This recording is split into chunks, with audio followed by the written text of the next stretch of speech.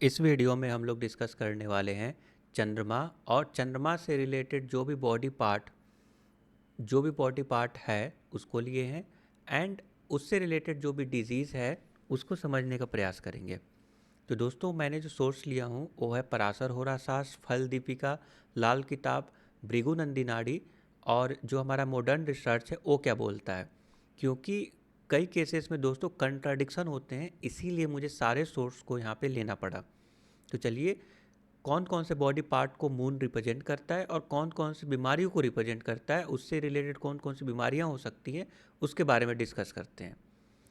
तो चंद्रमा दोस्तों मन का कारक है, माइंड का कारक है और चेस्ट का कारक है, फेफड़े लंग्स, क्योंकि वहाँ पे लंग्स का कारक है दोस्तों। प्लाज्मा, रक्त में दोस्तों, रक्त में जो प्लाज्मा वाला पार्ट है उसका भी कारक मून होता है। जो आरबीसी है, ओके, रेड ब्लड सेल है, उसका कारक मंगल होता है, बट जो प्लाज्मा है उसका कारक दोस्तों मून है।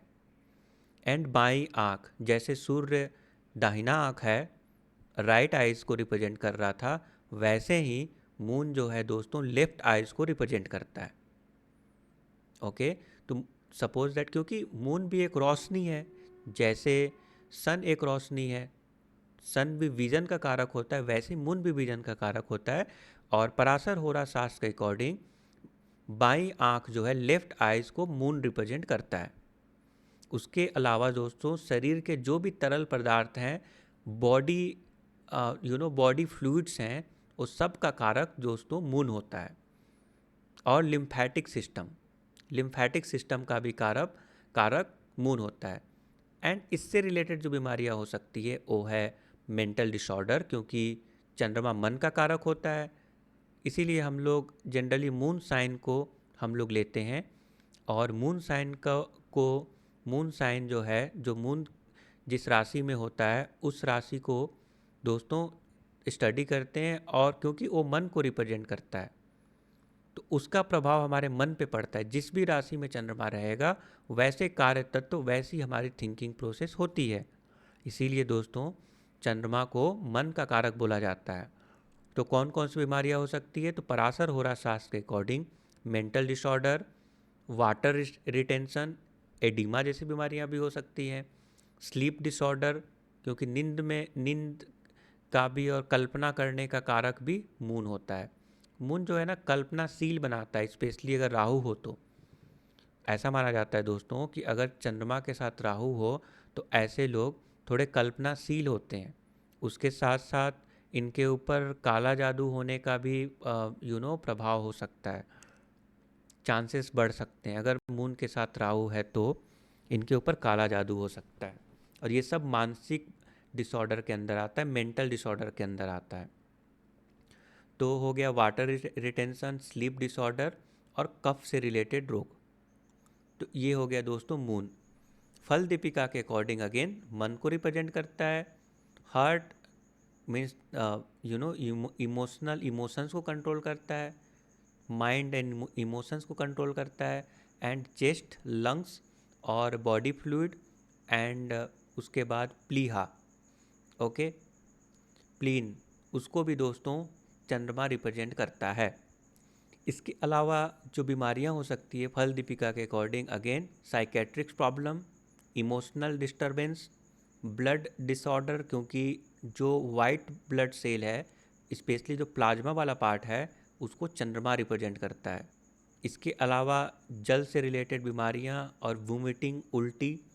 ओके, लाल किताब की बात करें तो again chest, lungs, plasma and mind. And इससे रिलेटेड बीमारियां हो गया कफ एंड कोल्ड, अस्थमा, उसके बाद दोस्तों bronchitis, mental stress, okay, and मिर्गी जैसी समस्याओं का सामना करना पड़ सकता है। वहीं भृगुनंदी नाड़ी के अकॉर्डिंग अगेन चेस्ट, लंग्स, कफ, ब्लड, माइंड। अगेन ब्लड में दोस्तों जो है white blood cell and basically plasma वाला पार्ट, माइंड तरल पदार्थ। और इससे संबंधित बीमारियां हो सकती हैं, वो है रेस्पिरेटरी, श्वसन रोग and mental instability, emotional distress.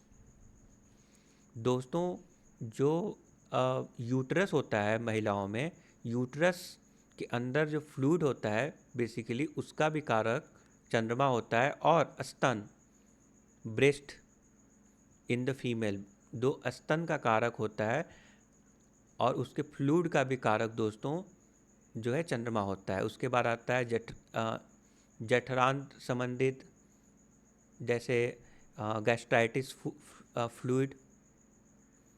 Okay, तो जैसे एब्डोमेन में दोस्तों gastro intestinal tract related to fluids, तो इससे मतलब जठरांत्र संबंधित मार्ग। ओके, पेट में जो फ्लूइड्स होते हैं बेसिकली उसको रिप्रेजेंट कर रहा है ये। एंड इससे रिलेटेड जो बीमारियाँ होगी वो दोस्तों हो सकता है imbalance of digestive fluid. Again digestive system की बात करें तो जिनका केतु भी रिप्रेजेंट करता है, केतु भी डाइजेस्टिव रिलेटेड, केतु अगर 8th हाउस में है तो ऐसे लोगों को डाइजेस्टिव और रिलेटेड बीमारियां हो सकती हैं। अगर केतु 8th हाउस में हो तो इनडाइजेशन की समस्या हो सकती है। आज का मॉडर्न साइंस बोलता है कि uterus, body fluid, breast and stomach mucus lining, stomach mucus lining basically, इसको भी दोस्तों हम लोग चंद्रमा से रिप्रेजेंट करते हैं।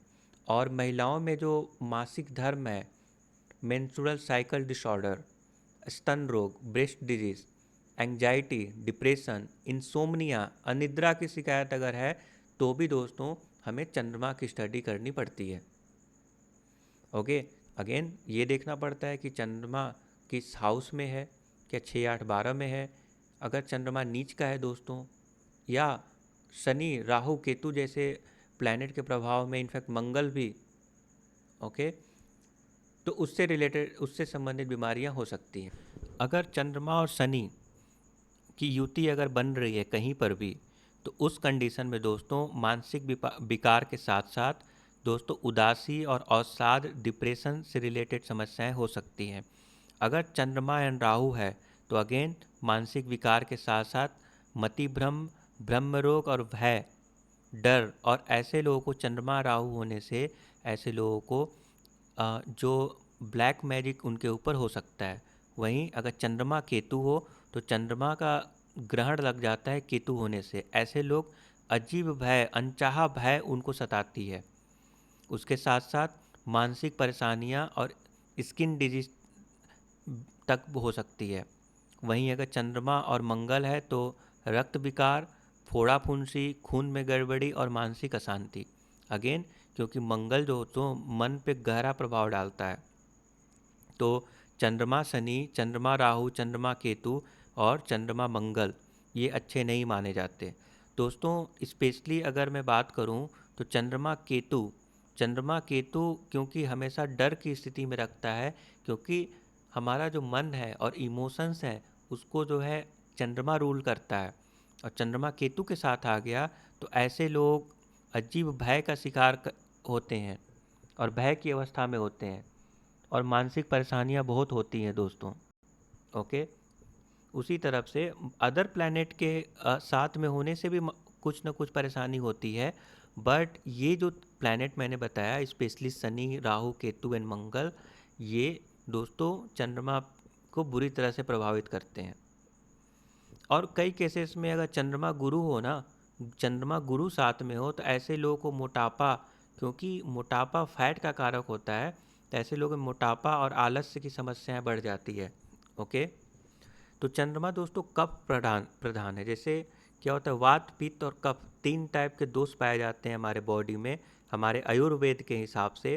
तो दोस्तों जो कफ वाला जो पार्ट है, वो कफ वाला पार्ट दोस्तों वो है चंद्रमा, मीन्स चंद्रमा कफ प्रधान है। और इससे रिलेटेड जो दोष हैं वो फेफड़ा, मन और रक्त से रिलेटेड समस्याएं हो सकती हैं। चंद्रमा के साथ राहु केतु शनि से अगर पीड़ित हो तो मानसिक भ्रम, पागलपन तक की स्थिति आ जाती है दोस्तों। ओके, भृगुनंदी नाड़ी का एक वाक्य है कि चंद्रमा यदि राहु अथवा शनि के साथ हो तो जातक को मानसिक रोग एवं स्नायु रोग निश्चित रूप से होते हैं।